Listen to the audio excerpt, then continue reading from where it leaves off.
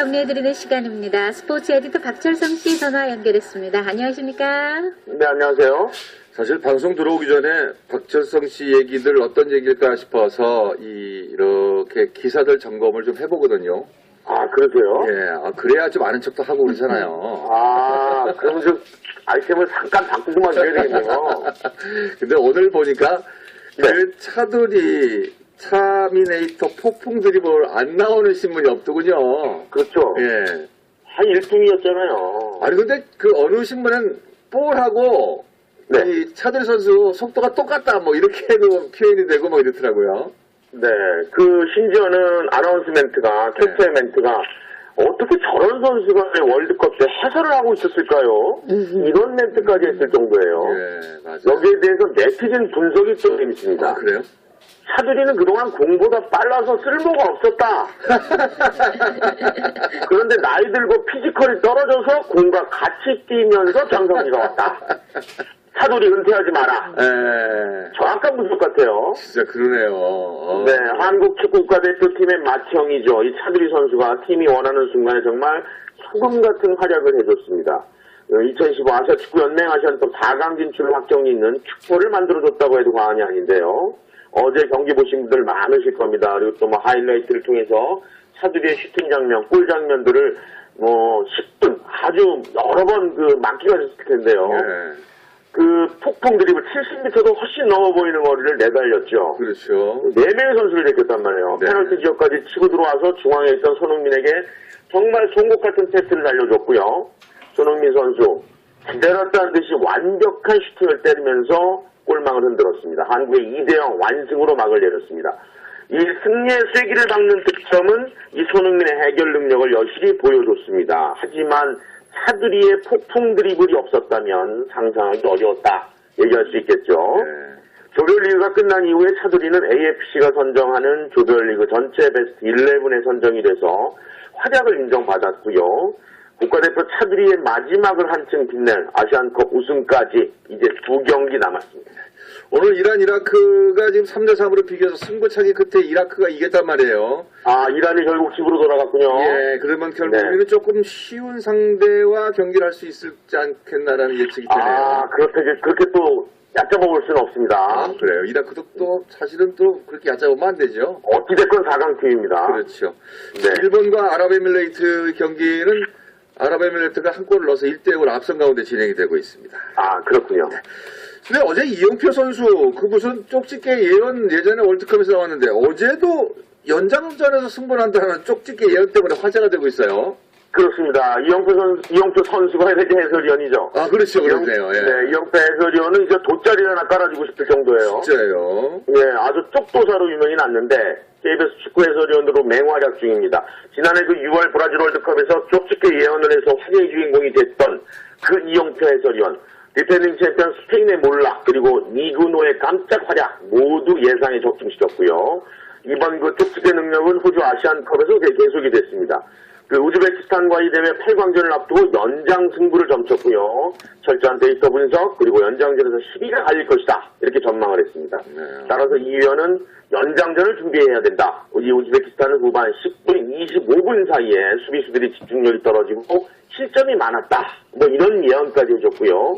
아무튼 이 위원의 예언이 계속 맞아주고 있어서 기분이 좋은데 이 위원의 예언대로라면요. 한국은 1960년 서울대회 이후에 55년 만에 아시안컵 정상에 오르게 됩니다.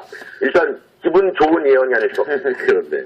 근데 이제 4강이 확정이 됐고 시드니로 가는 뭐 비행기 또 회항 뭐 이런 얘기도 오늘 나오던데 아무튼 근데 준결승과 결승이 같은 장소에서 열리게 되고 하면 우리에게는 조금 좋은 소식이라고 볼 수가 있죠. 훨씬 유리하죠. 그렇죠. 네. 그렇죠. 일단 23일 오후 호주 멜버른에서 시드니로 떠나서요. 네. 오늘 현재도 회복훈련을 지금 치르는 중인데요.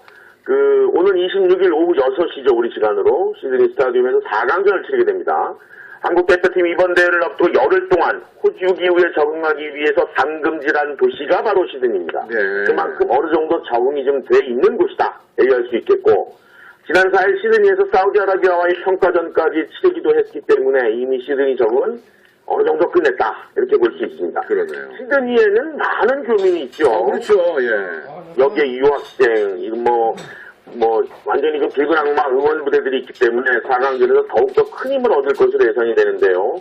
시드니 스타디움은 8만 4천 명을 수용할 수 있는 거대한 경기장입니다. 응원전의 영향력이 그만큼 크다 이렇게 평가를 할 수 있겠고 한국이 4강전에서 이기면 시드니에 그대로 남아서 닷새 동안 같은 곳에서 홈 같은 분위기로 결승전을 준비할 수 있는 이점까지 누리게 됩니다. 결승전은 오는 31일 오후 6시 시드니 스타디움에서 열리는데 이번 대회에서 만약에 아주 방정맞은 예상입니다만 4강전에서 패배하면 뉴캐슬로 이동해야 되거든요. 우리나라는 이번 대회에서 뉴캐슬에 머문 적이 없어요. 그래서 그냥 한 곳에서 쭉 마무리하면 된다는 얘기입니다.